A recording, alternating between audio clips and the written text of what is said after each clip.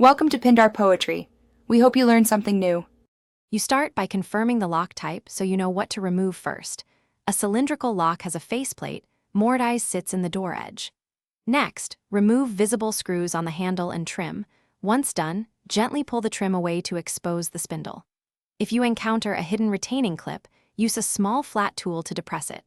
Make sure to keep screws in order and photograph orientation for reassembly, because correct alignment saves time later.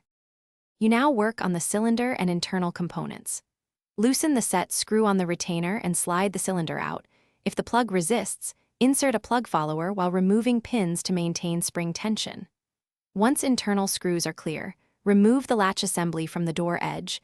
This often requires backing 2 screws and tapping the latch out with a soft mallet. If components stick, apply small amounts of lubricant and wiggle rather than force to prevent damage. You finish by reinstalling the latch and test fitting the strike plate so the door closes smoothly. Once done, loosely fit screws, operate the handle, and close the door to check alignment. Make final adjustments and then tighten screws evenly to avoid binding. If the cylinder still binds, reinsert the plug follower and reinstall pins in order. As a last resort, drilling the cylinder is possible but destroys it. If the door doesn't latch, adjust the strike plate or add a shim. Thanks for watching. Consider subscribing if we helped you.